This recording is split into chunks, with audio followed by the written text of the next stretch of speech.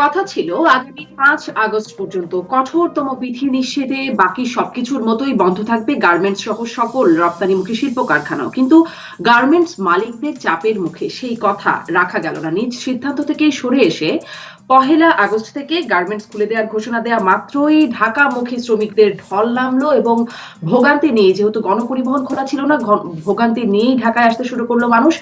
বাস্তবতা বিবেচনায়, পরিস্থিতি বিবেচনায় শ্রমিকদের সুবিধার্থে গণপরিবহন স্বল্প সময়ের জন্য খুলে দেওয়ার সিদ্ধান্ত নিল সরকার। ফলে গাদাগাদি করে ফেরি সহ অন্যান্য পরিবহনে রাজধানী সহ গাজীপুর, নারায়ণগঞ্জে ফিরল মানুষ। এই গাদাগাদিতে সংক্রমণ বৃদ্ধি পাবে বলছেন স্বাস্থ্যমন্ত্রী, আর এতে চিকিৎসা ব্যবস্থা সীমাবদ্ধতার কথা জানিয়ে স্বাস্থ্য অধিদপ্তরের মহাপরিচালক বলছেন, হাসপাতালের বিছানা তো আর রাবার নয় যে টানতে টানতে বাড়বে। সরকার বারবার সিদ্ধান্ত বদল করে কেন, এবং বর্তমান যে সংক্রমণ পরিণতি, তাতে সামনে এই গাদাগাদির ফলে বা এই চাপের ফলে সামনে পরিণতি কেমন হবে, কেমন হবে মৃত্যুর চিত্র, হাসপাতালগুলোর চিত্র। এই আলোচনায় রাজকারণে শারমিন চৌধুরী সবাইকে স্বাগত জানাচ্ছি। আমার সাথে অতিথি হিসেবে যুক্ত আছেন জনপ্রশাসন প্রতিমন্ত্রী ফরহাদ হোসেন এমপি, যুক্ত আছেন আওয়ামী লীগের শিল্প বাণিজ্য বিষয়ক সম্পাদক এবং এফবিসিসিআই এর সাবেক ভাইস প্রেসিডেন্ট সিদ্দিকুর রহমান, যুক্ত আছেন করোনা প্রতিরোধে জাতীয় টেকনিক্যাল পরামর্শ কমিটির সদস্য অধ্যাপক ডাক্তার কাজী তারিকুল ইসলাম এবং বাংলাদেশ দোকান মালিক সমিতির সভাপতি মোহাম্মদ হেলাল উদ্দিন। মাননীয় প্রতিমন্ত্রী আমাদের সঙ্গে এখনো যুক্ত হননি, সম্ভবত আমরা আশা করছি কিছুক্ষণের মধ্যেই তিনি আমাদের সঙ্গে যুক্ত হবেন।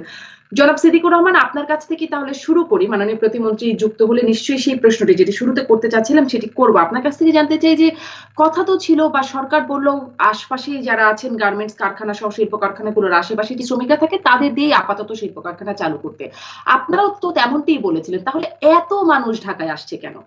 মানে এসেছে এবং আজকেও দেখেছি কিন্তু অনেক ভিড়। কেন শ্রমিকরা ঢাকা আসছেন বা গাজীপুর, নারায়ণগঞ্জের কারখানামুখী? ধন্যবাদ আপনাকে। প্রশ্ন হলো যে গার্মেন্টস খুলে দিয়েছে, আমি প্রথমেই সরকারকে ধন্যবাদ জানাই যে আমাদের অর্থনীতির মূল চালিকা শক্তি বা মেরুদণ্ড বলেন যাই বলেন সেটাকে চালু করেছে।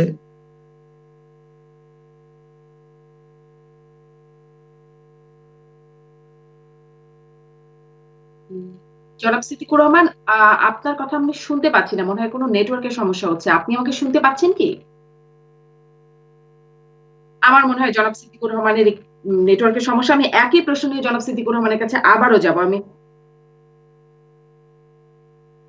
আমার অতিথিদের আমরা নিশ্চয়ই পাবার চেষ্টা করছি। সিদ্দিকুর রহমান ধন্যবাদ জানাচ্ছিলেন সরকারকে, কিন্তু আমার যে শিরোনাম নিয়ে আজকে অনুষ্ঠানটা শুরু করেছি যে সরকার বারবার সিদ্ধান্ত বদলায় কেন, এই প্রশ্নের উত্তর নিশ্চয়ই মাননীয় প্রতিমন্ত্রী জনাব ফরহাদ হোসেন এমপি আমাদের সঙ্গে যুক্ত হবেন, আমরা তার কাছ থেকে নিব। আমার মনে হয় ব্যান্ডউইথ, আমাদের নেটওয়ার্কে একটু সমস্যা হচ্ছে, যার কারণে অতিথিদেরকে আমরা যুক্ত করবার চেষ্টা করছি। জি, আমরা জনাব সিদ্দিকুর রহমান, আপনি আমাকে শুনতে পাচ্ছেন? একটু নেটওয়ার্কের সমস্যা হচ্ছিল।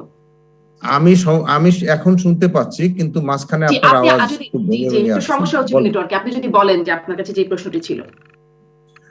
আমি মনে করি যে সরকার যে সিদ্ধান্ত নিয়েছে সেটা যথার্থই একটা সিদ্ধান্ত এবং এই সময় উপযোগী। কারণ এই সময় যদি আমাদের গার্মেন্টস শিল্পের ঠিক পিক সিজন, সেই সময় যদি গার্মেন্টস শিল্প বন্ধ থাকে তাহলে আমাদের অর্ডারগুলো অন্য দেশে চলে যাবে। এবং একই কথা আমরা বারবার বলছি যে এটা প্রয়োজন, কারণ এটা আমাদের অর্থনীতির চালিকা শক্তি, এখানে সবচেয়ে বেশি এমপ্লয়মেন্ট এবং এর পিছনে প্রায় 5 কোটির মতো লোক জড়িত আছে। ব্যাংক, ইন্স্যুরেন্স, পোর্ট, যা কিছু বলেন না কেন সবাই কিন্তু এর পিছনে জড়িত আছে, আপনারা জানেন, বিভিন্ন সময় আমরা বলছি। কিন্তু যে কথাটা আমাদের সরকারের সাথে হয়েছিল যে আমরা ফ্যাক্টরি খুলবো, কারণ এইবার ঈদে আমরা প্রচুর আমাদের শ্রমিকদেরকে কথা বলেছিলাম তাদের সাথে প্রায় 1 মাস ধরে যে তোমরা কিন্তু বাড়িতে যেও না এবার, কারণ গ্রামে গঞ্জে আমরা জানি যে গ্রামের দিকে এবারে করোনাটা ছড়িয়েছে বেশি, সেই জন্য তাদেরকে নিষেধ করা হয়েছিল। তারপরেও আপনি কিন্তু শ্রমিকদেরকে রাখতে পারেননি। প্রায় 50% উপরে শ্রমিক, আমি মনে করি যে আমরা যেটা তথ্য আমাদের কাছে আছে তা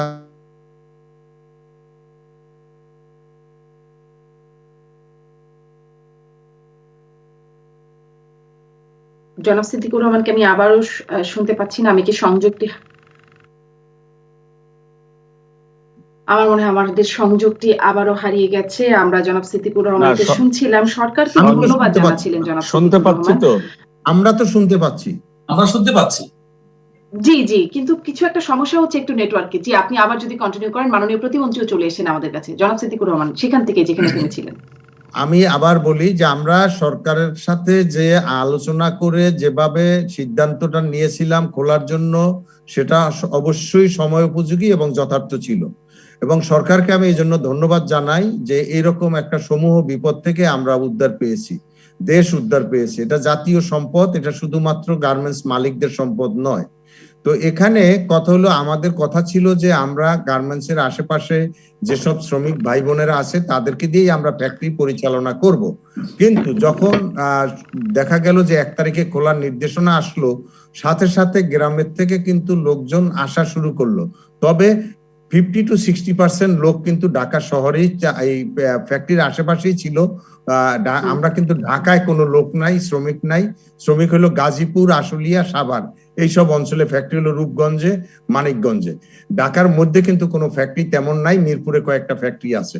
তো এখানে ঢাকায় কিন্তু কেউ আসে নাই। শুধু শুধু আমরা বারবার বলছি যে গ্রামের থেকে সংক্রমণটা ঢাকা শহরে আমরা নিয়ে আসলো আমাদের শ্রমিকরা, তা কিন্তু না।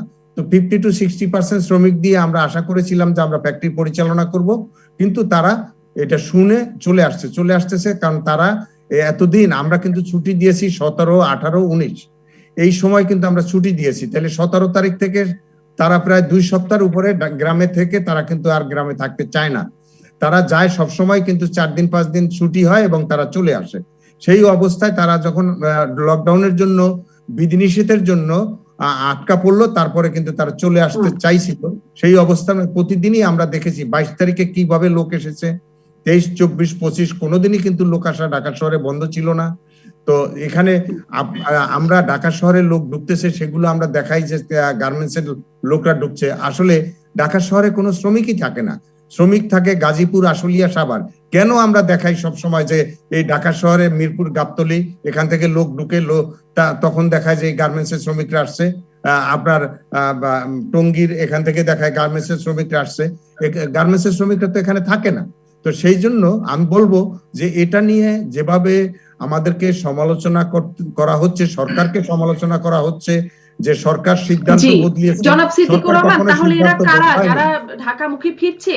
মানে আপনাদের এই ঘোষণার সাথে সাথে, মানে গার্মেন্টস খুলবে, শিল্প কারখানা খুলবে ঘোষণার সাথে সাথেই তো আমরা এই চাপটা প্রবল হতে দেখলাম। আপনি বলছেন আসছে ঢাকায়, হ্যাঁ আসছে কোনো রকম ভাবে, লুকিয়ে চুরি করে ঢাকায় ঢুকছে বা মানে চলাচল করছে, কিন্তু এই যে ঘোষণার পরে যে ঢলটা আমরা দেখলাম, তারা কারা মাননীয় প্রতিমন্ত্রী? তারা কারা? এই প্রশ্নটি আপনার না, কাছে তো এটা আমি রাখতেই একটু চাইছি। বলি। জনাব সিদ্দিকুর যাওয়ার রহমান সময় বলছেন আপনি যে দেখেন নাই, শ্রমিকদের যাওয়ার ঢাকায় সময় আসবার তো কথা না। একই রকম ছিল, যাওয়ার সময় তো একই রকম ছিল, এবং প্রতি বছরই কিন্তু একই রকম যায় এবং আসে।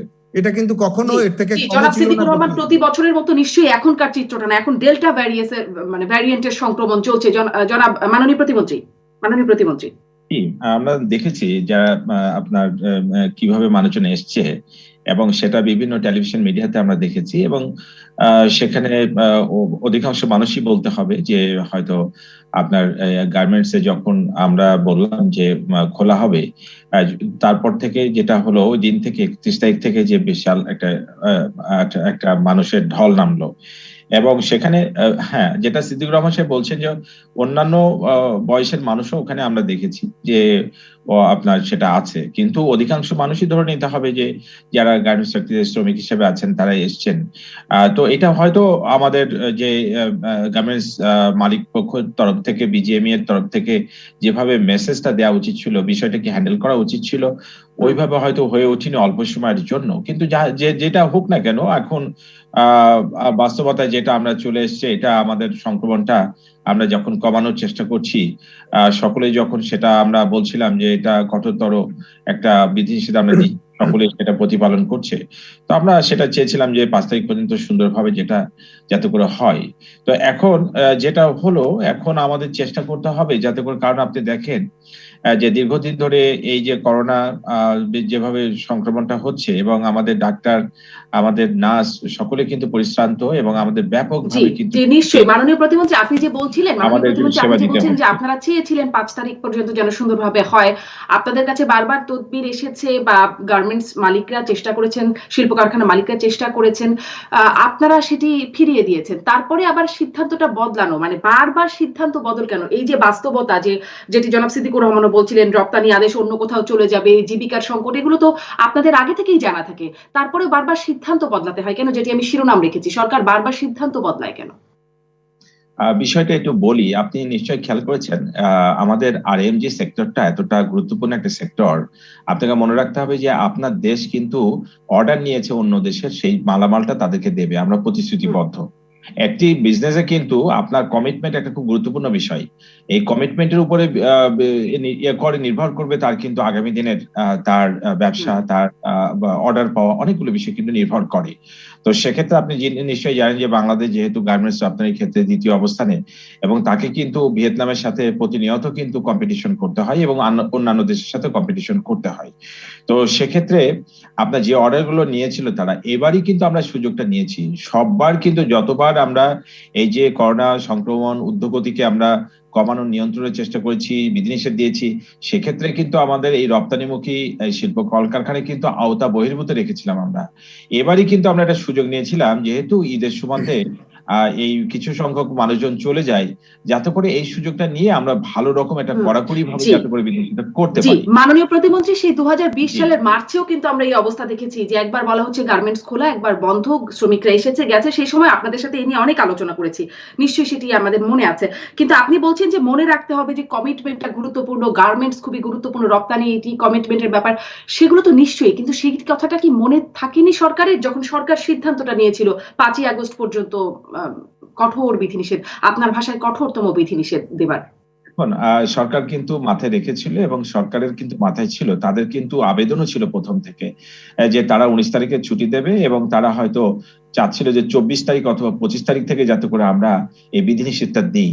কিন্তু আমরা যেহেতু দেখেন 14 তারিখ পর্যন্ত, 1 জুলাই থেকে 14 জুলাই পর্যন্ত যে বিধিনিষেধ ছিল, তারপরে ঈদের কারণে টাইমটা এমন একটা টাইমিং, ঈদের কারণে কিন্তু আমাদের 8টা দিন এই যে কোরবানির পশু যারা তৈরি করেছে তাদের ব্যবসা বাণিজ্যের বিষয় আছে, একটা বিশাল একটা অর্থনৈতিক ট্রানজাকশনের ব্যাপার আছে, ধর্মীয় উৎসব আছে, ধর্মীয় বাধ্যবাধকতা আছে, আমাদের 8 দিনের জন্য খুলে দিতে হলো। সেই জন্য এই যে একটা 14 দিন আমরা বিধিনিষেধ করার পরে যেটুকু আমরা নিয়ন্ত্রণ করলাম, আবার 8 দিন খুলতে হলো, তাড়াতাড়ি করে কিন্তু আমাদের আবারও কিন্তু কঠোর বিধিনিষেধ দিতে হলো। আমরাও কিন্তু সরকারের পক্ষ থেকে সুযোগ নিয়েছি, বরং এটা পজিটিভলি আমি দেখতে চাই যে 23 থেকে এই 31 তারিখ পর্যন্ত এই 8 দিন অন্তত আমরা এইবার প্রথমবারের মতো গার্মেন্টস এর শ্রমিকদেরকে আমরা এই গার্মেন্টস ফ্যাক্টরিগুলোকে বন্ধ রাখতে পেরেছি, তাদের চলাফেরাটাকে আমরা বন্ধ রাখতে পেরেছিলাম। এইটা একটা আমরা মাননীয় প্রতিমন্ত্রী 8 দিন সুযোগ এটা একটা আমি পজিটিভলি আমাদের সঙ্গে ডক্টর কাজী তারিকুল ইসলাম আছেন, তিনি বলবেন। কিন্তু ঈদ আসবে, গার্মেন্টস মানে এর বাস্তবতা, এসব সবই আপনাদের জানা ছিল, সেজন্য আমি এই প্রশ্নটি করছিলাম। আরেকটা একটু প্রশ্ন, মানে আপনি বলেছেন, আমরা স্বরাষ্ট্রমন্ত্রীকেও বলতে শুনেছি যে আমরা গার্মেন্টস মালিকদের অনুরোধ রাখতে পারলাম না, এই জন্য দুঃখিত, 5ই আগস্ট পর্যন্ত বন্ধ থাকবে। 29 জুলাই আমরা দেখলাম মন্ত্রিপরিষদ সচিবের সাথে বৈঠক হলো এবং তারপর সিদ্ধান্তটি হয়ে গেল হ্যাঁ, আগে ছিল না, পরে হয়ে গেল হ্যাঁ, মানে মন্ত্রীরা বললেন না, সচিবের সাথে বৈঠকে হ্যাঁ, সিদ্ধান্তটা আসলে কে নেয়? না না না না, আপনি ভুল বলছেন।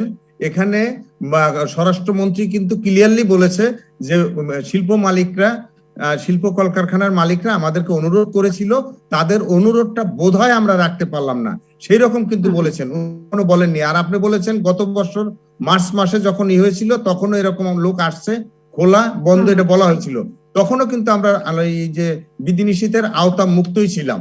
তখন ভুল বোঝাবুঝির জন্য তারা এসেছে, মনে করছে ফ্যাক্টরি খুলবে। আমরা আবার কিছুদিন তখন করোনার প্রথম ধাপ, সেই ধাপে আমরা বুঝতে পারিনি বলেই কিন্তু আমরা 1 মাসের মতো ছুটি রেখেছিলাম, যে হয়তো 1 মাস রাখার পরে আমরা ঠিক হয়ে যাব। কিন্তু আমরা কতদিন এই সেই ভুল বোঝাবুঝির মধ্যে আসলো না কেন? আবারও কেন ভুল বোঝাবুঝিতে এত মানুষ চলে আসলো, যেটি মাননীয় প্রতিমন্ত্রী বলছেন যে মানে গার্মেন্টস মালিকরা তো ঠিকমতো মেসেজ দিতে পারেনি। জনাব সিদ্দিকুর রহমান, আমি আসি আপনার কাছ থেকে, এটি নিশ্চয়ই শুনবো, কিন্তু সিদ্ধান্তটা কে নেয় আমি মাননীয় প্রতিমন্ত্রীর কাছ থেকে একটু জানতে চাইছিলাম।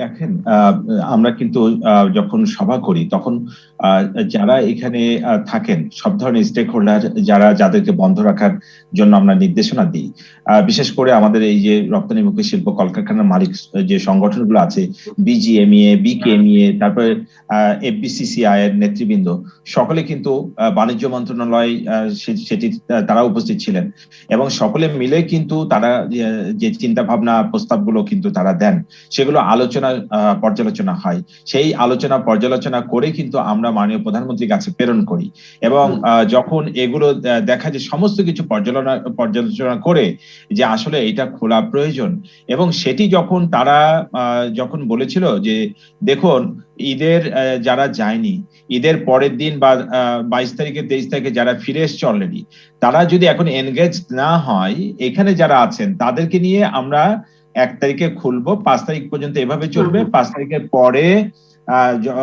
পর্যায়ক্রমে বাকিদেরকে আমরা আনার ব্যবস্থা করব। তারা কিন্তু এই প্রতিশ্রুতি দিয়েছেন, এবং যখন বোঝানো হলো যে আসলে যারা এখানে আছেন যদি এইভাবে তাদেরকে রেখে দিয়ে বেশি দিন রাখা যাবে, তারা কিন্তু ঘোরাফেরা করবে, সংক্রমণ ছড়াবে, বরং তাদেরকে যদি আমরা কারখানাতে এনগেজ করে রাখতে পারি, তাহলে কিন্তু তাদেরকে আমরা কিন্তু একটা জায়গাতে রাখতে পারবো, সংক্রমণ ছড়াবে না।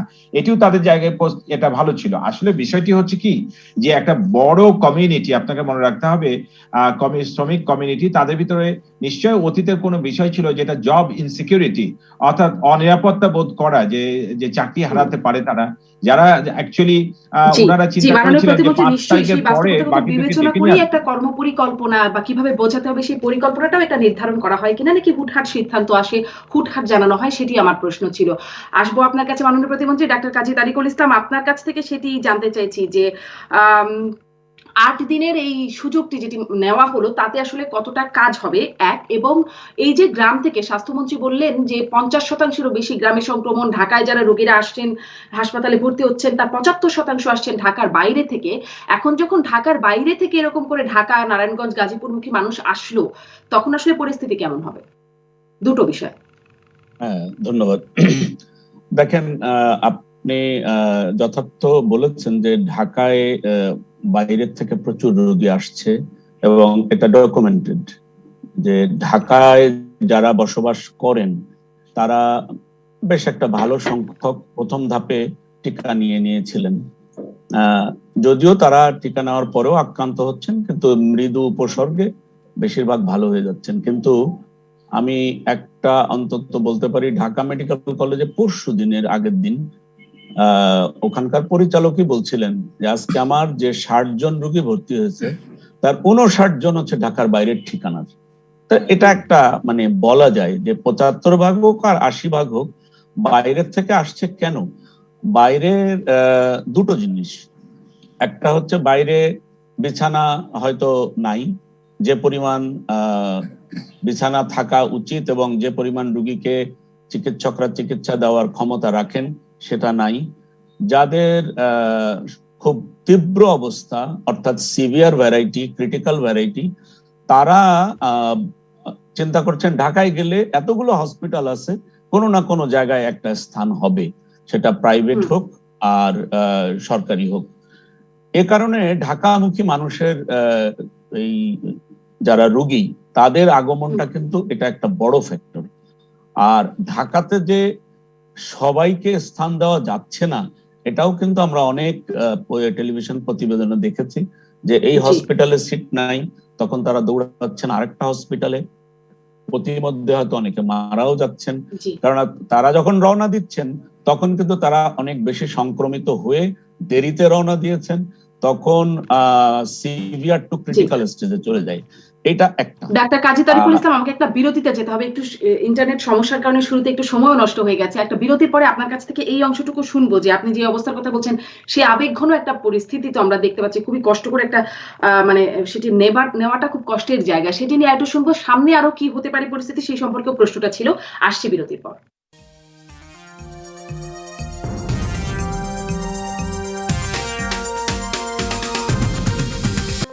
ফিরে এলাম জিপিএইচ ইস্পাত বিরত রাজকারণে। বিরতির আগে জনাব হেলালুদ্দিনকেও শুনতে পারিনি, আমি আসছি জনাব হেলালুদ্দিন আপনার কাছে, কিন্তু যে জায়গাটিতে ছিলেন ডাক্তার কাজী তারিকুল ইসলাম সেখানটা যদি একটু শেষ করেন। আমি এই প্রশ্নটিও করছিলাম যে এখনো কিন্তু এই বিধিনিষেধের মধ্যেও সংক্রমণ 30% নিচে খুব মানে নামছে না সেভাবে।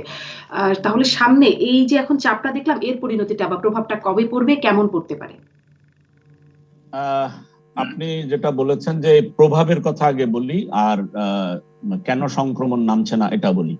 প্রভাব তো অবশ্যই যে কোনো ধরনের, যখন আমরা এই লকডাউন ব্রিজ হয়, ব্রিজ বলতে কিন্তু আমি বুঝাচ্ছি যে আমরা তো চাইলাম যে চেনটাকে ভাঙতে, কিন্তু চেনটা ভাঙতে পারলাম না।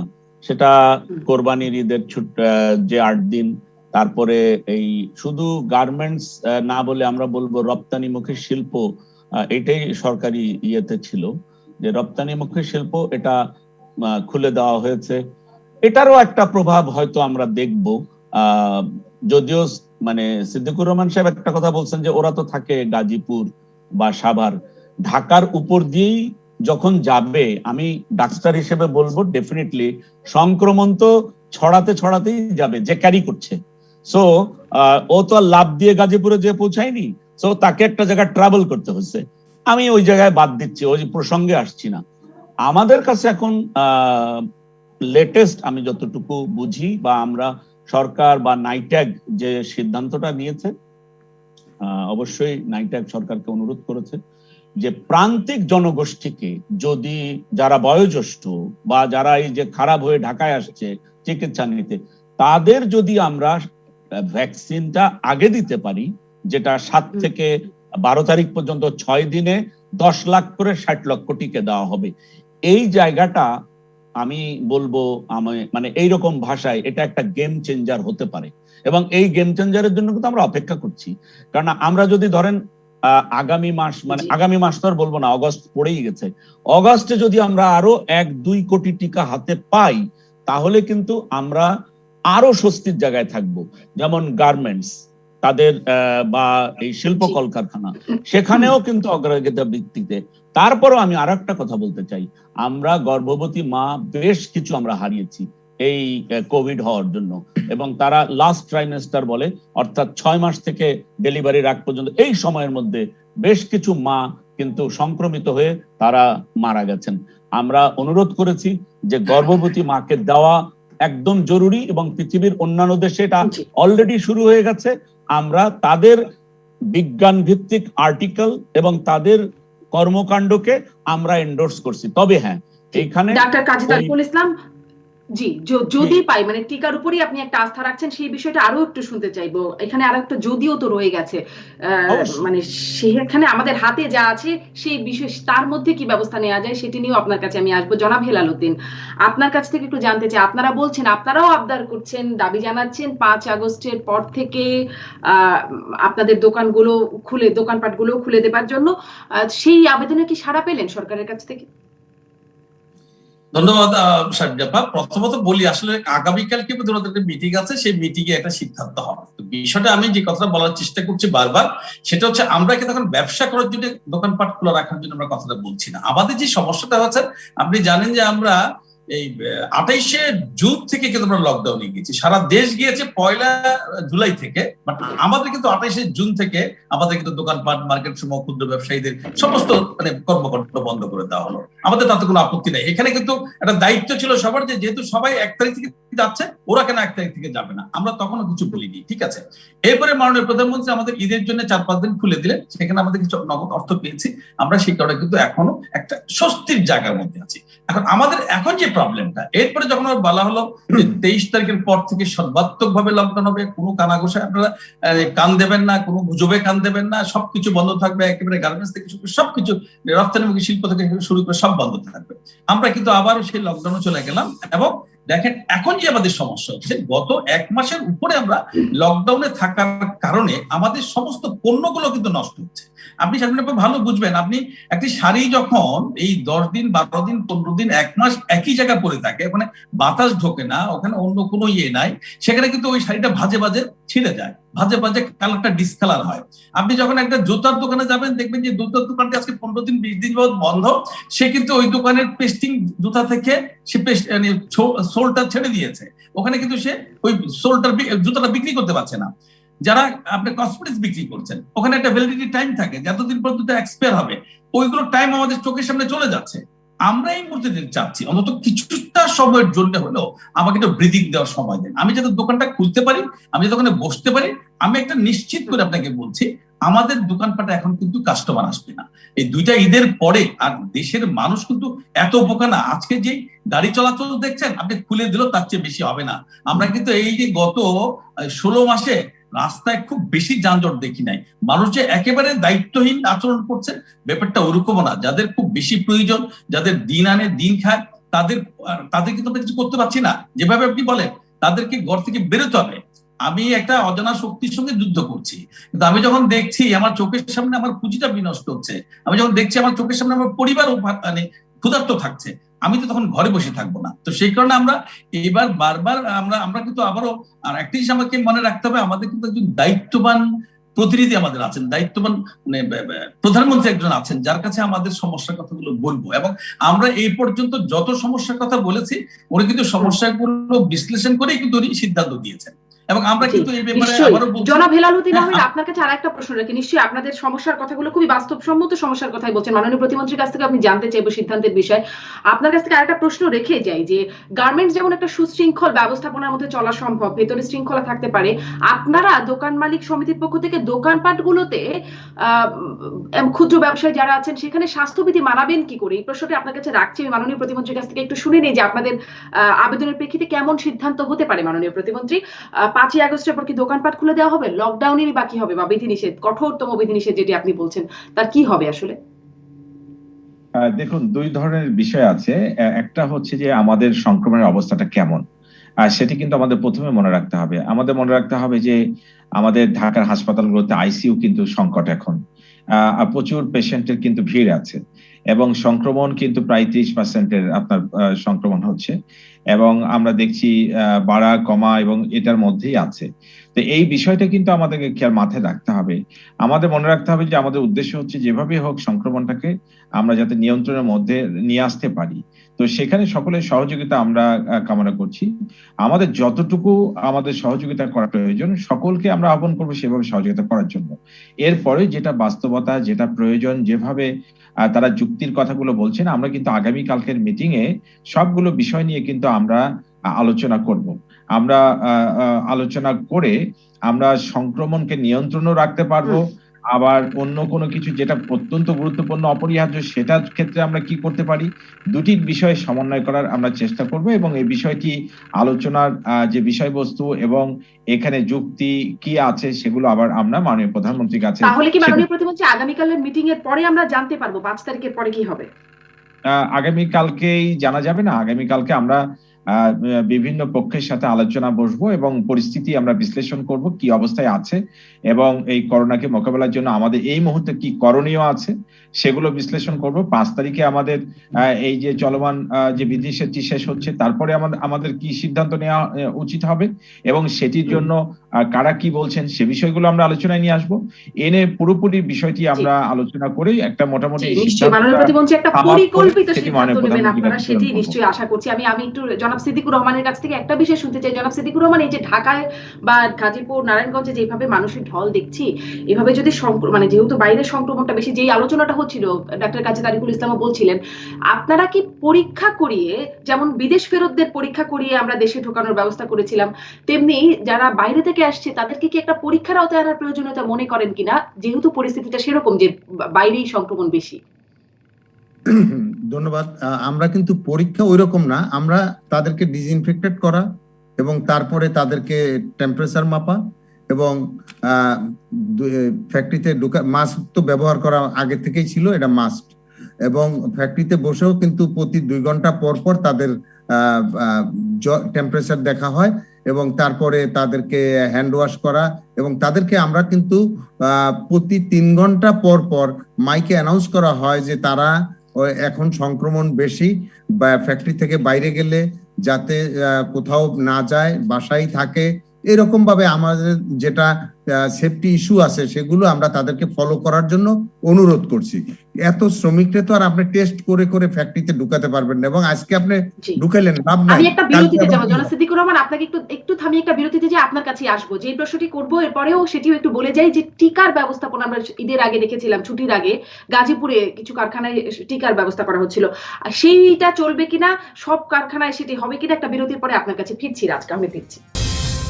ফিরলাম রাজকাহনে। জনাব সিদ্দিকুর রহমান যে প্রশ্নটি করছিলাম, টেস্ট এত বিপুল সংখ্যক জনগোষ্ঠীর করা আপনাদের সম্ভব না, বলছিলেন টিকার ব্যবস্থাপনার বিষয়ে কি বলবেন?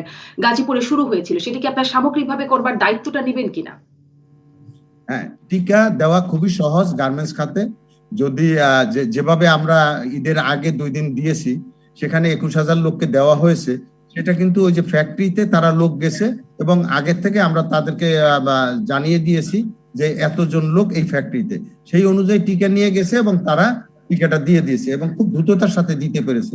এখন যদি আমরা সরকারের কাছ থেকে টিকা পাই তাহলে কিন্তু আমরা এই গার্মেন্টস গুলো টিকা দিয়ে দিতে পারবো, কারণ আমাদের তো এখানে একটা সেই তৎপরতাটা কি আপনারা চালাচ্ছেন সরকারের সাথে জনাব সিদ্দিকুর রহমান, যেন টিকা পান? যে আলাপ আলোচনা আমরা করছি এবং এটা এখনো বন্ধ করেনি। গাজীপুরে দিয়েছিল, আবার তো আপনি দেখছেন যে মেসি বাকারে 7 তারিখের পরের থেকে টিকা দেওয়ার কথা।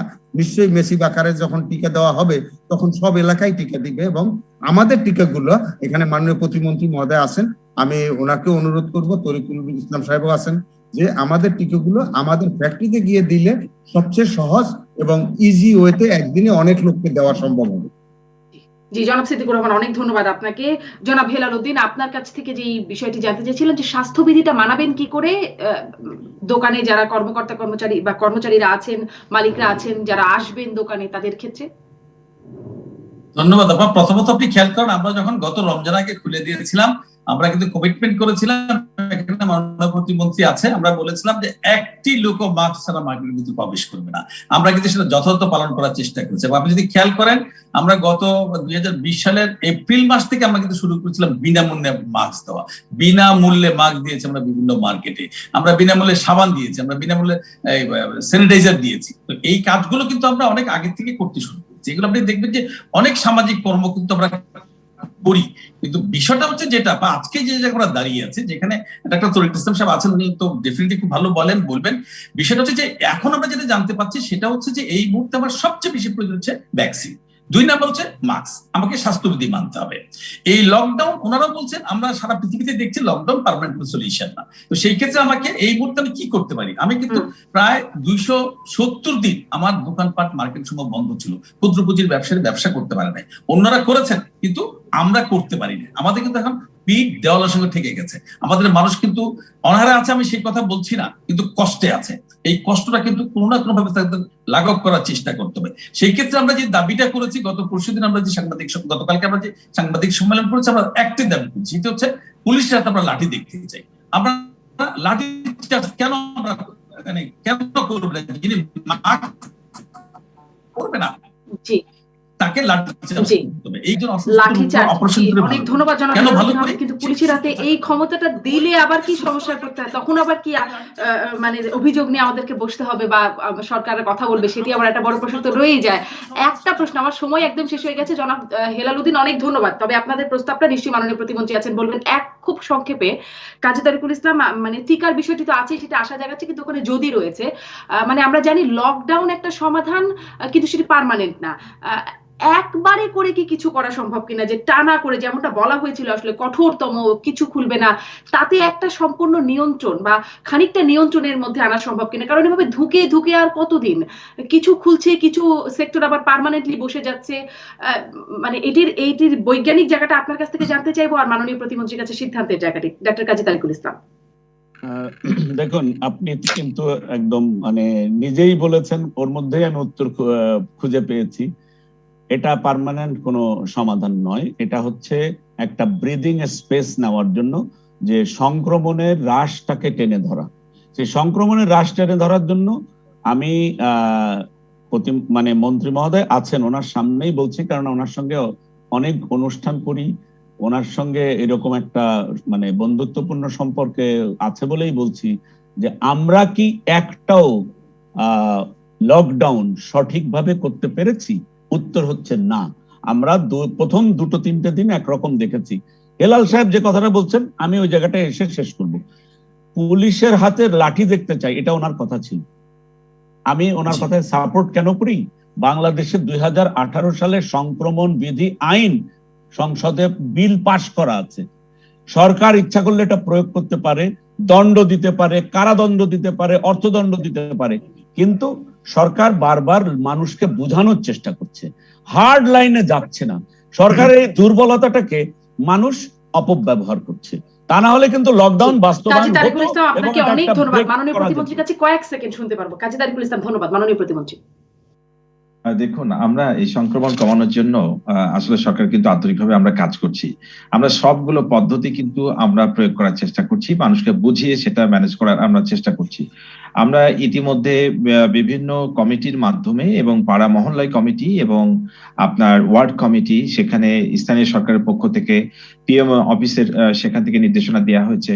বিভিন্ন নির্দেশনা অনুযায়ী কিন্তু কমিটিগুলো কাজ করছে এবং আমাদের সরকারি দলের পক্ষ থেকে আপনি জানেন যে আগস্ট মাসটি আমাদের শোকের মাস, জাতীয় শোক দিবস।